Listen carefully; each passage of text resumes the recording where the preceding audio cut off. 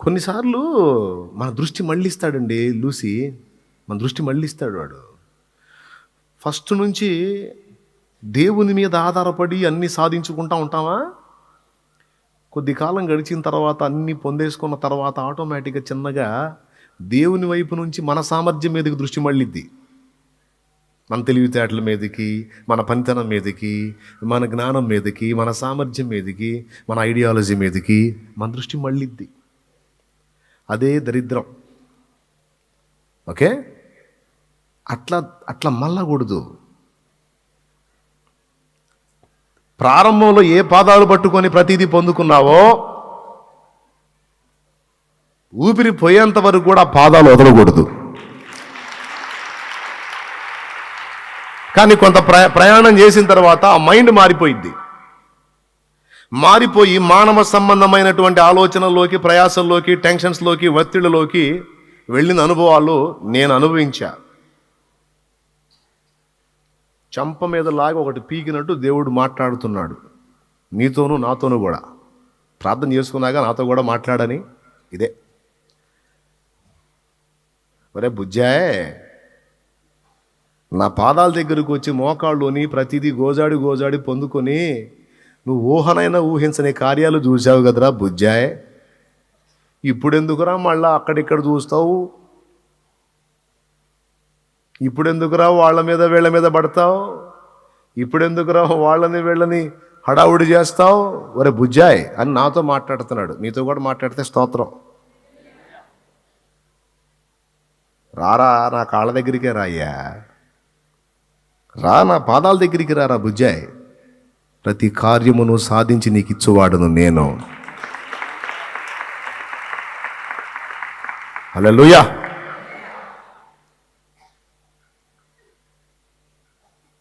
విత్తనం నాటుతాడు రైతు. ఫలం అతని చేతుల్లో ఉందా, నా చేతుల్లో ఉందా? ఒక తెగులు పంపిస్తే అబ్బాయి ఎన్ని ఎరువులు వేసినా బుసే, ఎన్ని మందులు కొట్టి పిచ్చికారీ చేసినా బుసే, ఏం చేతికి రాదు. అంటే వ్యవసాయదారుడు విత్తనం విత్తితే పంట చేతికి వచ్చేది దేవుని దయ. కష్టపడి చదివినవాడు ఒక అద్భుతమైన ఉద్యోగాన్ని సాధించాడంటే దేవుడు పెట్టిన భిక్ష. లేకపోతే గొప్ప చదువులు చదివిన వాళ్ళు చిత్తుకాయతాలు ఏరుకుంటున్న వాళ్ళు చాలామంది తెలుసు నాకు. పెద్ద చదువు చదివారు, పాత సంచి తీసుకొని రోడ్డు వెంబడి చిత్తుకాయతాలు ఏరుకుంటూ ఉన్నారు, కాగితాలు ఏరుతూ ఉన్నారు. ఎందుకు ఏరుతున్నారు కాగితాలు? మైండ్ ఎఫెక్ట్ అయిపోయి. కొంతమంది గొప్ప చదువులు చదివి కూడా నిష్ప్రయోజనం అయిపోయి ఏ ఫలము లేకుండా దుఃఖపడుతున్న వాళ్ళు ఉన్నారు. ప్రియులారా, వ్యవసాయదారుడైనా, ఉద్యోగస్తుడైనా, మానవ సంబంధమైన ప్రయత్నాల్లో ప్రయాణం చేసేవాళ్ళు చాలా వరకు ఎవరైనా ఏదైనా పొందారంటే దేవుని దయ, దేవుని దానం. ఇది భక్తి జీవిత ఆరంభంలో. నేను కొంచెం బ్లంట్గా మాట్లాడుతున్నాను, మీకేం ఇబ్బంది లేదు కదా? నేను క్లాసుగా నైస్ పీస్గా మాట్లాడితే పాపం పల్లెటూరు వాళ్ళకి అర్థం కాదు. అందుకని అందరికి అర్థమయ్యేటట్టు మాట్లాడుతున్నానే. స్తోత్రం చెప్పండి.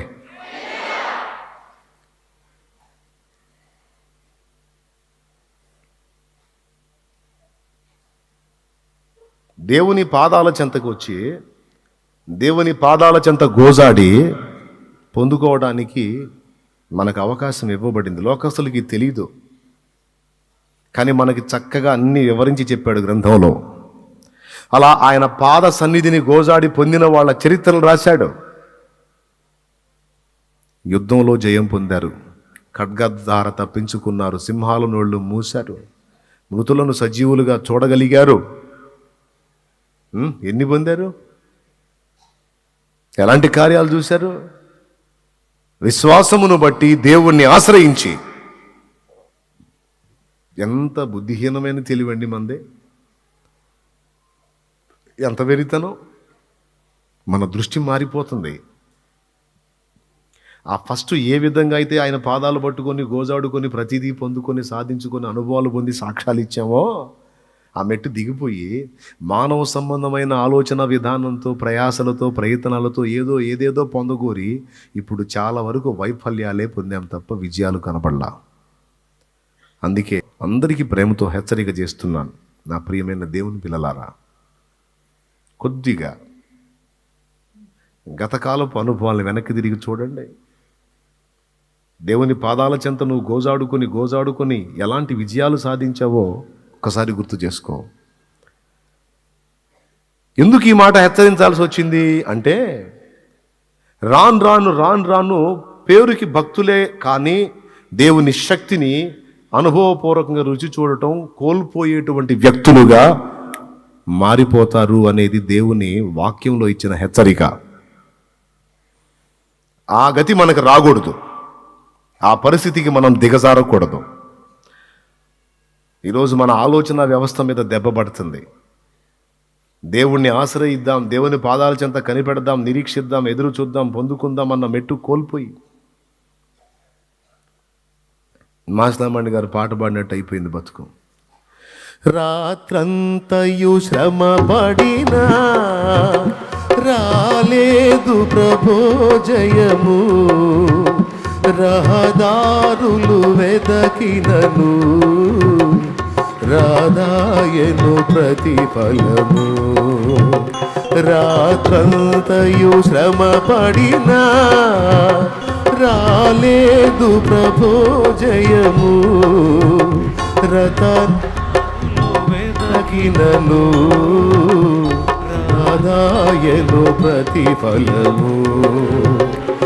రక్షించుని సిలువా రమణీయ లోతులలో, రతనాలను వెదకుటలో రాజిల్లు నా పడవ, రతనాలను వెదకుటలో రాజిల్లు నా పడవ. నడిపించు ఆత్మార్పణ చేయకయే ఆశించితిని చెలిమి, అహమును ప్రేమించుచునే అరసితి ప్రభుని కలిమి. ఆశా నిరాశాయే ఆవేదనెదురాయే, ఆధ్యాత్మికలేమిగని అల్లాడిన వలలు, ఆధ్యాత్మికలేమిగని అల్లాడిన వలలు. నడిపించు దేవునికి మహిమ. అయ్యా, నిన్ను పక్కన పెట్టి ఏదేదో ఆలోచనలు చేసి స్కెచ్లు గీసి బోర్లు పడ్డాను. కరెక్ట్గా ఏదన్నా తెలివిగా ఏదన్నా అడుగు చేయాలన్నా కూడా నువ్వు ఇస్తేనే కదయ్యా ఐడియా, నువ్వు ఇస్తేనే కదయ్యా బయటపడే దారి, ఒక మెరుపు మెరిపించేది నువ్వే కదయ్యా. పాపం కొత్తగా సింహాసనం ఎక్కాడు యవనస్తుడు, అందరికీ చులకన భావం. తండ్రి అంటే జ్ఞానవంతుడు, ఈ చిన్నోడు ఒక ఆట ఆడుకోవచ్చులే అనుకున్నారు. అదేందో ఇద్దరు వచ్చారు ఒక బిడ్డను తీసుకొని. నా బిడ్డ అంటే నా బిడ్డ, ఏం కొట్లాడినా కొట్లాడుతున్నారు. ఇద్దరు ఒకే విధంగా చెబుతున్నారు, ఒకే అడ్రస్ చెబుతున్నారు, ఒకే గది చెబుతున్నారు. నా బిడ్డ అని ఇద్దరు తల్లులు కొట్లాడుతున్నారు. ఏం చెప్పాలా? ఆధారాలేమో ఏమీ లేవు. ఇద్దరు బిడ్డ మీద ప్రేమ చూపిస్తున్నారు. పెద్ద పెద్ద సీనియర్స్ ఉన్నారు చుట్టూ, అందరికీ ఉత్కంఠగా ఉంది. పెద్ద క్లిష్టమైన సమస్య వచ్చింది. ఇప్పుడు ఈ సమస్యలో అసలు తల్లి ఎవరో ఎలా కనిపెడతాడు, బిడ్డని ఎలా ఇస్తాడు? పిల్లోడు కదా పిల్లోడు, పాపం పిల్లరాజుకు పెద్ద సమస్య వచ్చి పడింది. ఎట్ట తీరుస్తాడో ఆయనే ఇబ్బంది పడలా, కళ్ళు మూసుకున్నాడు. దేవా, నా తండ్రి అయిన దావీదు దేవా, నా ఎందుకు కనికరపడి ఆలోచన చెప్పు నాయన. అంతే మెరుపు మెరిసింది. ఎవరక్కడ? చిత్తం ప్రభు. వెళ్ళి ఆ చిన్న బిడ్డని తీసుకున్నాడు. ఖడ్గం దుయ్యి అన్నాడు. ఇద్దరిలో కన్న తల్లి ఎందుకు మహారాజా అని అడిగింది. మీరేం చింతపడొద్దు, ఇద్దరు నా బిడ్డ అని కొట్లాడుతున్నారు కనుక 2 ముక్కలు చేసి చెరొక ముక్క ఇస్తాను, తీసుకెళ్ళండి అన్నాడు. అప్పుడు మహారాజా వద్దు ఆగు మహారాజా, ఆ బిడ్డ నాకే ఇచ్చేయండి, పర్వాలేదు. ఎక్కడుంటేనే నా బిడ్డ చల్లగుంటే నాకు అంతే చాలు. పోనీ కానీ మీరు అంటున్నారు నా బిడ్డను 2 ముక్కలు చేస్తాను, చచ్చిపోతాడు. అమ్మ వద్దు, కన్న తల్లికి పేగులు దొరక్కపోయినాయి. ఆ మాట అలానే రాస్తుంది. కన్న తల్లికి పేగులు తరుగుకొని పోయినదై దుఃఖపడి ఏడ్చి నా బిడ్డనేం చేయొద్దు, ఆమెకే ఇచ్చేసేయండి, నేను వెళ్ళిపోతాను, ఆమెకే ఇచ్చేసేయండి అని పాపం కన్న తల్లి బిడ్డ దానికి అప్పచెప్పేసి 2 అడుగులు వేసింది. కనని తల్లి కఠినంగా నిలబడింది. అంతే, 2 ముక్కలు చేయాల్సిందే. అంటే ఆమె ఫీలింగ్ ఏం తెలుసా? నాకు దక్కని బిడ్డ ఆమెకు దక్కకూడదు. వెళ్తున్నామని ఆపండి, బిడ్డను ఆమెకి ఇవ్వండి, ఈ దుర్మార్గులను బంధించండి అన్నాడు.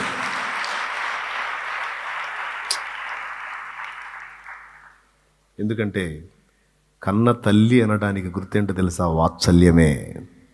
వాత్సల్యానికి మించిన సాక్ష్యం ఏముంది? మమకారానికి మించిన సాక్ష్యం ఏముంది? అమ్మ కాబట్టి బిడ్డ బతకాలని కోరుకుంది, అమ్మ కాదు కాబట్టి చచ్చినా పర్వాలేదు అనుకుంది. మైండ్ పోయింది మొత్తం సభ మొత్తానికి. అప్పుడు తీర్పు తీర్చుట యందు రాజు దైవజ్ఞానము పొందాడన్న సంగతి వాళ్ళకి అర్థమైంది. హల్లెలూయా. ఎట్లా వచ్చింది చెప్పనా? ఆయనే ఇచ్చాడు. నా తమ్ముడు, కొన్ని క్లిష్టమైన జటిలమైన ప్రతికూల పరిస్థితులు జీవితంలో తేల్చుకోలేని ఉన్నాయి. నా చెల్లి, అమ్మా, తేల్చుకోలేని ఉన్నాయి, అర్థం కాదు. దేవుడు ఐడియా ఇస్తాడమ్మా. దేవుడు సూపర్ ఐడియా ఇస్తాడు. మెరుపు మెరిసిద్ది అంతే. ఆ మెరుపు నీకు మెరిపించిన దాకా కాళ్ళు పట్టుకోవాలి ఆయన కాళ్ళు. నాకు తెలివి లేదయ్యా, నా జ్ఞానం లేదయ్యా, నేను ఎలా డీల్ చేసుకోవాలో నాకు అర్థం కావట్లేదయ్యా, ఎటుపోయి పడుతున్నానో, ఏమవుతుందో, ఏ విధంగా సెట్ చేద్దామన్నా నా వల్ల కావటం లేదా. వెలుగు కోసం వెంపర్లాడుతున్నాను, చీకటే అనుభవిస్తున్నా. మధురమైన అనుభవాలు దొరుకుతాయేమో అని పరిగెత్తుతున్నాను, మారా అనుభవాల్లోనే ఆగిపోతున్నాను. చేదు, నా వల్ల కాదయ్యా, నాకు తెలివిని, నా కృప చూపు అని నీ అసమర్థతని ఆయన ముందు ఒప్పుకొని ఆయన సామర్థ్యాన్ని నీవు అడిగిన ఎడల నిశ్చయముగా నీవు దాన్ని పొందగలవు. నువ్వు దేవుణ్ణి విశ్వసించిన వాడవైతే, విశ్వసించిన దానవైతే. విధవరాలైన స్త్రీ అన్యాయస్తుని దగ్గర న్యాయం పొందగలిగినప్పుడు న్యాయాధిపతి దగ్గర మరి నిశ్చయముగా న్యాయం పొందుతావు కదా.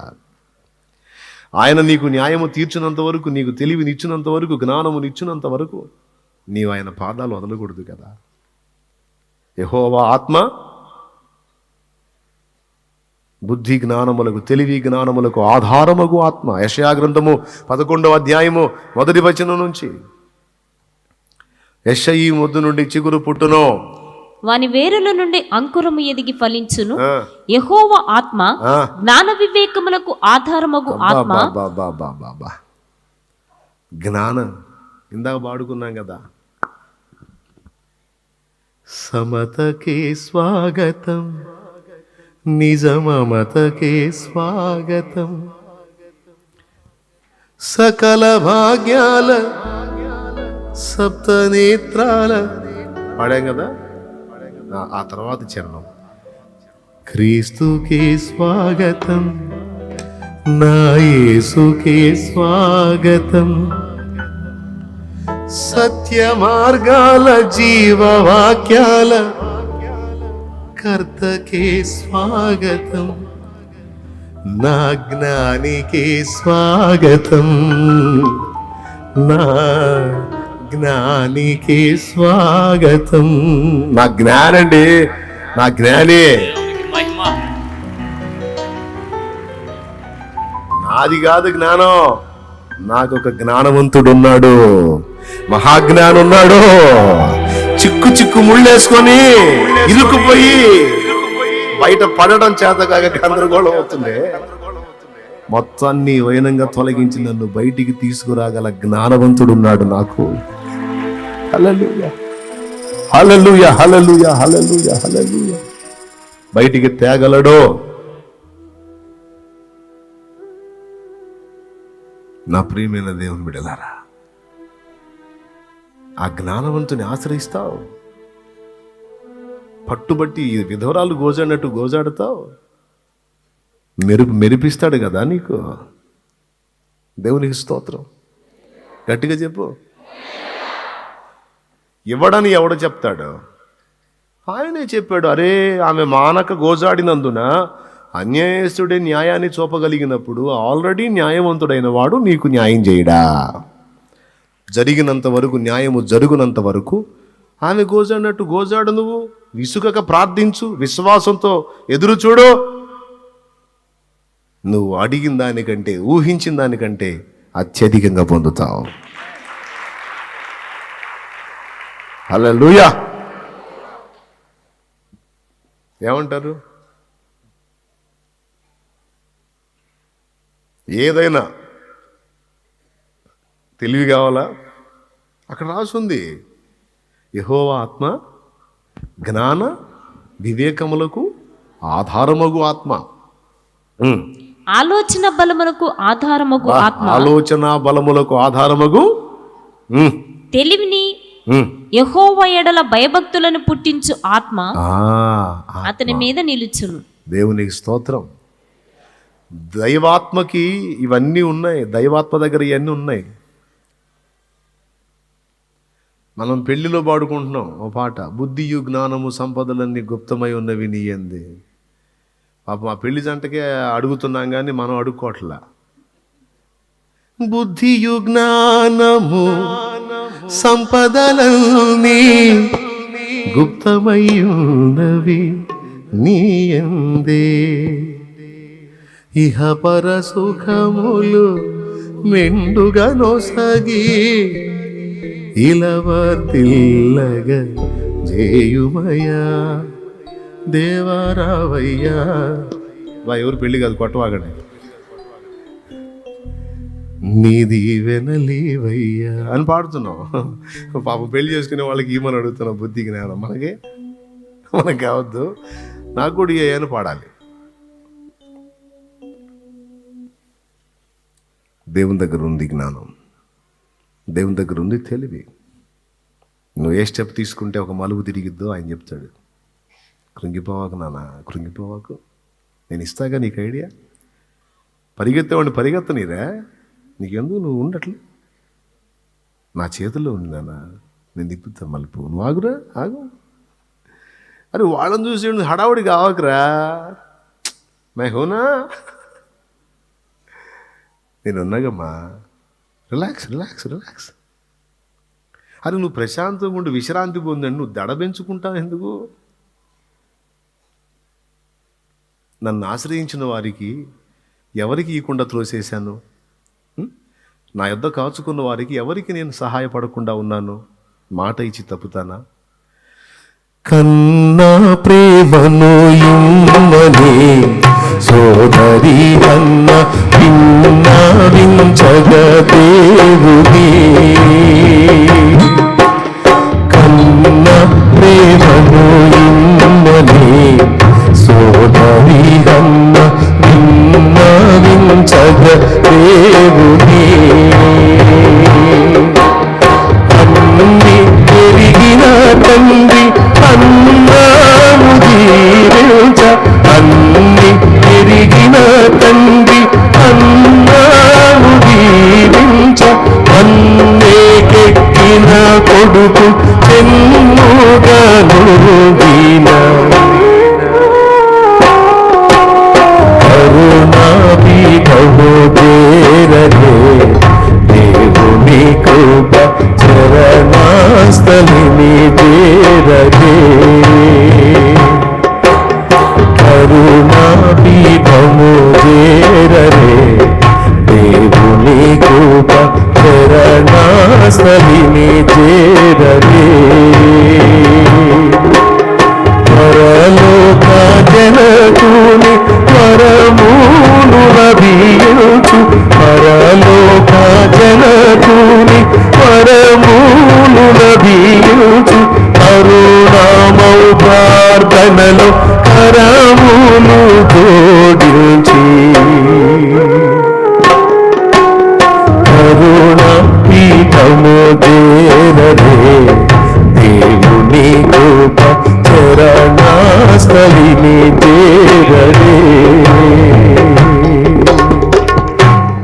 దేవునికి మహిమ.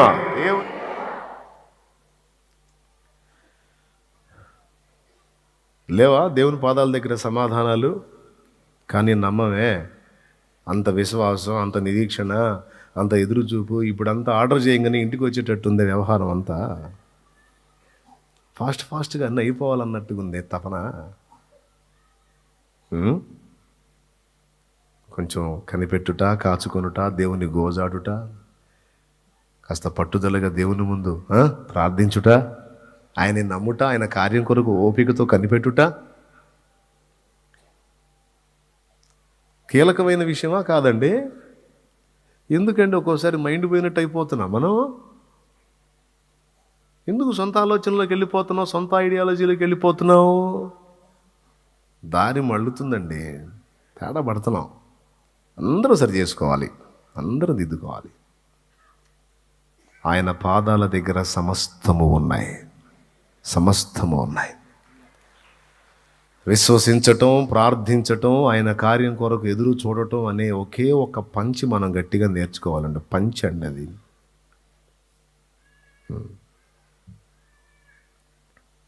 జపాన్ దేశంలో ఒక స్టోరీ. జాన్ లీ అనేటువంటి ఒక వ్యక్తి ఉన్నాడంట, ఒక కుర్రాడు. వాడికి ఒక చెయ్యి లేదు, ఒక చెయ్యి ఉంది. వానికి జూడో నేర్చుకోవాలని బాగా ఇష్టం. కరాటే, కుంగ్ఫు, జూడో ఏమి ఉంటాయి కదా, ఆ జూడో నేర్చుకోవాలని ఆశ. ఇప్పుడు జూడో నేర్చుకొని ఒక చేతితో ఫైటింగ్కి పోతే అవతలోడు తంతాడుగా, రెండు చేతులు ఉన్నోడు ఒక చేతితో తంతాడుగా, తన్నడా? రెండు చేతులు ఉంటే ఒక చేతితో ప్రత్యర్థి చేతిని అడ్డగించవచ్చు, ఇంకో చేతితో పంచి ఇవ్వచ్చు. ఈ ఉన్నదే ఒక చెయ్యి. ఈ ఒక చేతోడు వెళ్ళి అవతల వాడి దెబ్బను అడ్డగించేది ఎక్కడా, కొట్టేది ఎక్కడా? వాళ్ళ నాన్న అడిగాడంట, డాడీ నాకు జూడో స్కూల్లో చేర్చవా, నేను జూడో నేర్చుకుంటా. అంటే జూడో నా ఉన్నది కూడా పోయింది, కూర్చోరా అన్నాడంట. ఆల్రెడీ ఒకటి పోయింది, నువ్వు అట్లాంటి సాహసాలు చేస్తే ఇంకొకటి పోయిద్ది, ఇప్పటికే మా ప్రాణం ఇబ్బంది పడుతుంది, నీ అవతారం ఎట్లా చూసి వద్దులే అని అంట. చివరికి విసిగిస్తే ఆ అనుమతి ఇచ్చాడు. నేను రాను, నువ్వే పోయి చేరుకోవాలి. ఈ జూడో నేర్పే ఆ స్కూల్ దగ్గరికి వెళ్తే ఆయన చూసి, ఒక చెయ్యేగా కష్టమైద్దిలే, వద్దు పో అన్నాడు. పాపం ఎక్కడికి వెళ్ళినా చేర్చుకోవాలా, అయినా ఇతను పట్టుదల్లా. నాకు ఆశ ఉంది, ఆసక్తి ఉంది, ఒక్కడన్నా నేను నేర్పుతాను అనగపోతాడని మొండిగా వెతికితే ఒక పెద్ద వయసు ఆయన, మంచి సీనియరే, పనోడే, అయితే పని అయిపోయినాడు పాపం, పెద్ద వయసు వచ్చింది. ఆయన దగ్గరికి వెళ్ళాడంట. ఈ ఒక చేయి చూపించి, నాకున్నది ఇదే, నాకు జూడో నేర్పుతారా, మీరు కూడా నేర్పనంటే నాకు జీవితం మీదే విరక్తి పడుతుంది అన్నాడంట. ఓ బాబు వద్దు, తిండి తిన్నావో లేదు, బాగా చిక్కిపోయావు, ఆహారం తిను, నేను నేర్పుతా అన్నాడంట. ఇక జాయిన్ అయ్యాడు. పాపం పోయిన రోజు నుంచి ఈ చాలా రోజులు, ఇప్పుడు రకరకాల పట్లు ఉంటాయి కదా, ఫైటింగ్లో రకరకాల విధానాలు ఉంటాయి కదా, మనోడికి అన్ని, మిగిలిన వాళ్ళకి రెండు చేతులు ఉన్న వాళ్ళకేం అన్నీ నేర్పుతున్నాడు, ఇతనికే ఒక్కటే పట్టు నేర్పుతున్నాడు. ఒకటే పంచ్. అది ఏ టైప్ పంచో స్తోత్రం చెప్పండి. ఒకటే నేర్పుతున్నాడు. కొన్ని నెలలు నేర్చుకున్నాక పోయాడు మళ్ళా గురువు దగ్గరికి. గురువు గారు, జూడోలో ఉన్నదంతా ఈ ఒక పంచేనా, ఇంకా చాలా రకాలు ఉన్నాయా? రకాలు ఉన్నాయి అన్నాడు. మరి నాకు ఎందుకండి, ఒకటే నేర్పుతున్నారు. అట్లా అడగకూడదు నాయన, నీకు రెండో పట్టు ఎప్పుడు నేర్పాలో నేను తర్వాత చూస్తాను, ముందు నువ్వు నీకు నేర్పింది నేర్చుకో అంతే అన్నాడు. మళ్ళీ కాదంటే దీన్ని కూడా ఆపుతాడు కదా, మళ్ళీ అది కూడా నేర్పడే ఎందుకు వచ్చిన గొడవ అని ఆ ఒకటే. ఇక పాప అందరూ అన్నీ నేర్చుకుంటారు, ఇక ఒకటే. సరే పోటీలు వచ్చినాయి బయట. వేరే వాళ్ళ దగ్గర అన్ని ప్రాంతాల్లోంచి వస్తున్నారు. గురువు వీడి దగ్గరికి వచ్చి, ఇగో పోటీలో నువ్వు కూడా వస్తున్నావు, నువ్వు కూడా ఉంటున్నావు, సిద్ధపడన్నాడు. ఇదేంది, నేను నేర్చుకుంది ఒకటే, పోటీ ఏంది? సిద్ధమేనా అన్నాడు. సిద్ధమేనా అంటే నా పట్టేందో గురువుకు తెలుసు కాబట్టి ఇంకా సిద్ధమా అంటే సిద్ధం కాదని ఎట్టనేది, సిద్ధమే అన్నాడు. తీసుకెళ్తే అవతల వాళ్ళకి ఈ ఒక్క పంచుతోనే జవాబిస్తున్నాడు వీడు. అట్టజేరి ఫైనల్స్కి వెళ్ళాడు.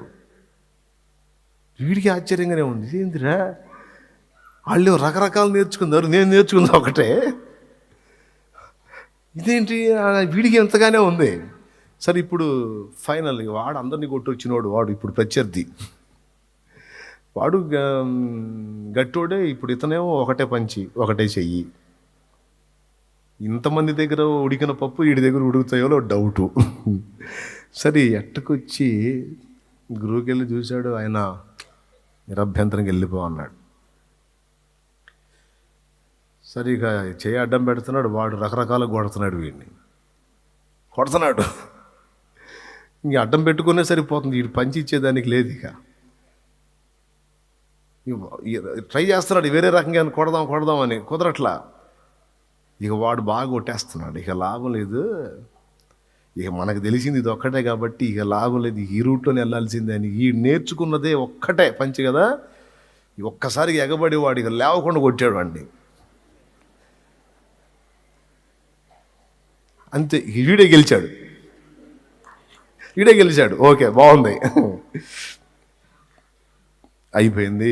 ఏదో వేస్తారుగా మెడలో, గోల్డ్ మెడలో ఏదో వేస్తారు కదండి, వేసారు. ఆనందంగా వచ్చాడు, గురువు దగ్గరికి వచ్చి, గురువు గారు వాళ్ళకి 2 చేతులు ఉన్నాయి, సీనియర్లు, మహాచాకచక్యం కలిగిన వాళ్ళు, నేను ఒక చెయ్యోడిని, రకరకాలు నేర్చుకోలే, ఒకటే నేను నేర్చుకుంది.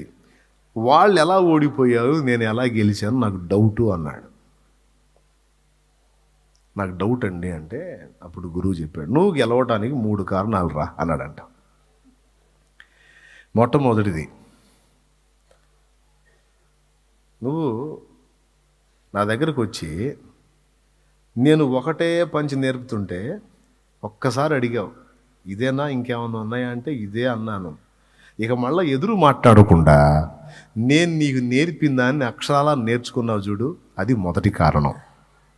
అంటే నాకు ఎదురు చెప్పకుండా నేను చెప్పిన దానికి నువ్వు విధేయత చూపావు చూడు, అది మొదటి కారణం. రెండవది ఏంటంటే, నీకు ఒక చెయ్యి లేదు. నేను నేర్పిన ఆ ఫైటింగ్ విధానంలో ఆ పంచ్ నువ్వు ఇచ్చావు చూడు, అది నువ్వు ఇవ్వటానికి పూనుకున్నప్పుడు నీ ప్రత్యర్థి నీ మీద అటాక్ చేయాలంటే వాడు నీ 2వ చేతిని పట్టుకొని నిన్ను మెల్ట్ చేసి కొట్టాలి. వాడు నిన్ను పట్టుకోవడానికి 2వ చేయి నీకు లేదు. నీకు 2వ చేయి ఉన్నట్టయితే నువ్వు ఈ చేతితో పంచికి స్టార్ట్ చేస్తే ఈ చేయి పట్టుకొని లాగి ఇడి తిప్పి నిన్ను బాధేవాడు వాడు. ఇప్పుడు వాడు అట్ట పట్టుకొని నీడు తిప్పడానికి ఛాన్స్ లేకుండా నీ అవిటితనమే అద్భుతంగా నీకు ఉపకరించింది, ప్రత్యర్థి దెబ్బపడకుండా.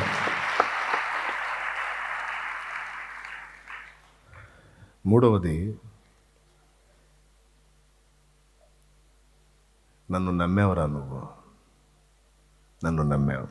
నమ్మి నేను తీసుకెళ్ళిన పరీక్షలో నీకు తెలిసిన ఆ ఒక్కింతతోనే నువ్వు ఫైట్ చేయడానికి ఇష్టపడ్డావు చూడు, నీ నమ్మకం కూడా గొప్పదేరా అన్నాడట.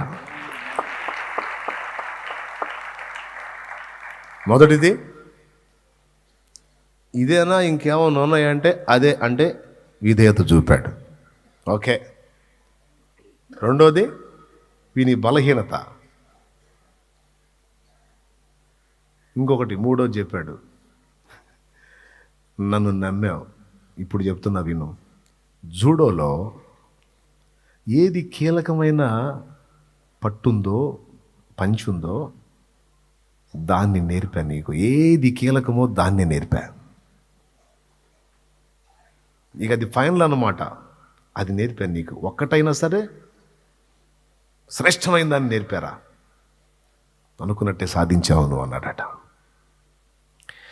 ఇప్పుడు మనకు కూడా ఒకటే పంచ్. మన పంచ్ ఏంటో తెలుసా? కట్టుకునే పంచ కాదు, దేవుని పాదాల దగ్గర విశ్వాసంతో కనిపెట్టి గోజాడటమే సైతాను గాడికి మనం ఇచ్చే తిరుగులేని పంచ్ అన్నమాట. కన్ఫామ్. నీకు ఇంతకు మించిన పంచ్ లేదు. భక్తులందరూ నేర్చుకున్న పంచ్ అదే. భక్త సింగ్ గారికి భాష రాదు, ఆయన పంజాబీ, ఇంగ్లీష్ తెలుసు. కానీ ఈ భాష రాదు, కానీ దేవునితో మాట్లాడే భాష తెలుసు.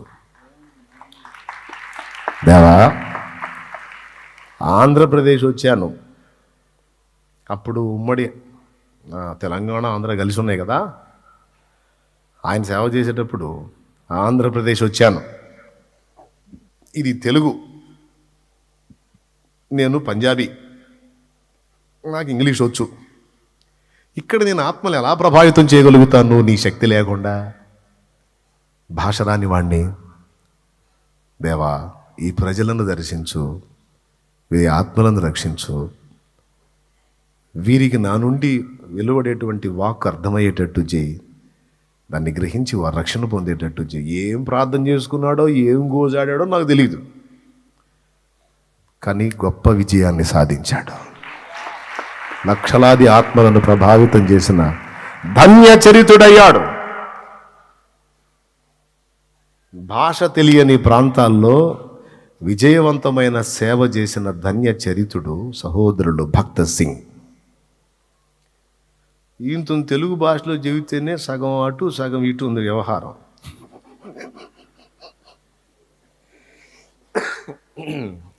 అవునా? అందరికీ మనందరి తెలుగు భాష వాళ్ళమేగా. ఈ తెలుగు భాష చెబితేనే సగం అటు సగం ఇటు ఉంది భక్తి. అసలు ఇంగ్లీష్లో చెబితే ఏం అర్థమైద్దండి? చదువునోడికి, చదువు లేనోడికి, చదువున్నోడికి అర్థమైద్ది, చదువు లేనోడికి ఏం అర్థమైద్ది? కానీ విచిత్రం చెప్పనా, భక్త సింగ్ గారు కూటాలు పెట్టినప్పుడు ఆయన భాష అర్థం కాని వాళ్ళు కూడా వచ్చి కూర్చునేవాళ్ళంట. మీకేం అర్థమవుతుంది, మీరు వచ్చి కూర్చున్నారు అని వాళ్ళని అడిగితే ఆయన చెప్పే మాటలు మాకేం అర్థమవుతుందంటే తర్వాత సంగతి, కానీ ఈ ఫెలోషిప్, ఈ సహవాసం, ఈ సన్నిధి చూస్తుంటే మాకు ఇంటికాడ ఉండబుద్ధి కాటల్లో ఇక్కడికి రావాలనిపిస్తుంది, అందుకనే వచ్చి కూర్చున్నాను.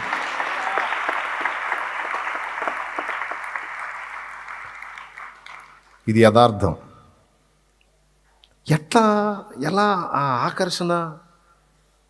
పరిశుద్ధాత్మ దేవుని ఆకర్షణ. అది పిలుస్తాడు, ఈలగొట్టి పరిగెత్తి వస్తారు ప్రజలు. భక్త సింగ్ గారు పాపం, మీరు చర్చికి రాడని చెప్పడానికి కూడా పాపం వాళ్ళ భాష తెలియదే, ఇంగ్లీష్లో చెప్పాలి. అలాంటి మహనీయుడు ఎలా సాధించాడు? ఒక్కటే, ఆయన నేర్చుకుంది ఒకటే పంచ్. ఏది చెప్పండి? స్టిల్ ఇచ్చి చెప్పండి. ఏంది ఇట్ట పెట్టారు? ఏంది ఇట్ట? ఆయన నేర్చుకుంది ఒకటే పంచ్. ఏ పంచ్ అది? దేవుని పాదాలను ఆశ్రయించి రాత్రంతా గోజాడటం. రాత్రంతా గోజాడటం. ప్రార్థన, ప్రార్థన, ప్రార్థన. అయ్యా, అయ్యా, అయ్యా. అమ్మా వింటున్నావా చెల్లి? మా అమ్మ కదా అయిపోయింది, కోటం అయిపోయింది. అమ్మ మా అమ్మ కదా అయిపోయింది, కోటం అయిపోయింది. ఈ ఒక్క మొక్కిందమ్మ, మీ మంచి కోసం ఎవ్వరు కూడా మిస్ అవ్వద్దమ్మా. అందరూ ఏండమ్మా, అందరూ. అయ్యా ఏనన్నా, ఒక్కటే ప్రార్థన, ప్రార్థన. దేవా, దేవా, నా ప్రయాస వ్యర్థం కానియొద్దు. ఆత్మలను రక్షించు, ఆత్మలను ఇవ్వయ్యా, జీవితాలు వెలిగించయ్యా, బ్రతుకులను సరిదిద్దయ్యా. ఎంత గోజాడాడో, ఎన్ని నిద్రలేని రాత్రులు గడిపాడో, ఎన్ని కన్నీళ్లు విడిచాడో, మోకాళ్ళు ఎంత నల్లబారినాయో, ఏం ఐడియాలో ఉపయోగించాడు, ఏం యుక్తులు ఉపయోగించాడు, ఏం కుయుక్తులు ఉపయోగించాడు, ఏం తెలివితేటలు ఉపయోగించాడు. జనాల్ని ఏమి మాయ చేశాడు? నిలబడ్డ వాళ్ళని పడనెట్టాడా? పో అని తోసేశాడా? నిలబడ్డోడిని పడేలా ఇంకొకటి చేయలే, ప్రార్థన చేశాడు, దేవుడు ఆత్మల్ని ఇచ్చాడు. ఆయన వెళ్ళిపోయి సంవత్సరాలు అయిపోయింది, ఆయన పని సాగుతూనే ఉంది. అనేక మంది ఆ పరిచర్య నడిపిస్తూనే ఉన్నారు. సహోదరులు భక్త సింగ్ గారు ఏర్పరిచిన హెబ్రోన్ పరిచర్య నడుస్తూనే ఉంది. అందులోంచి గొప్ప గొప్ప భక్తులు లేపబడి, సేమ్ డినామినేషన్లో ఉండకపోయినా, అక్కడ అందులోనే ఉండకపోయినా వేరే వేరే పరిచర్యలు సొంతంగా పెట్టుకొని కూడా గొప్ప విజయాలు సాధించిన భక్తులు ఉన్నారు సహోదరులు భక్త సింగ్ గారి పరిచర్యలో.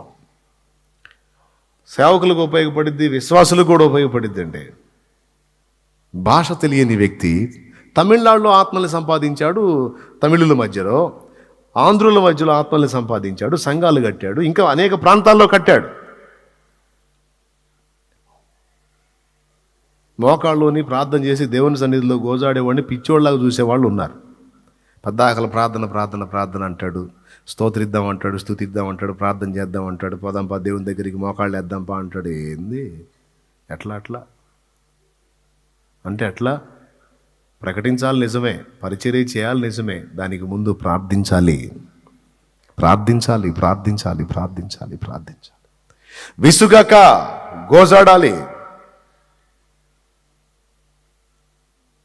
పైకి భక్తి గల వారి వలె ఉండి దాని శక్తిని ఆశ్రయించని వారై ఉండక, భక్తిని చేయటమే కదా దాని శక్తిని మనం అనుభవించాలి, లోకానికి కూడా ప్రాక్టికల్గా చూపించాలి.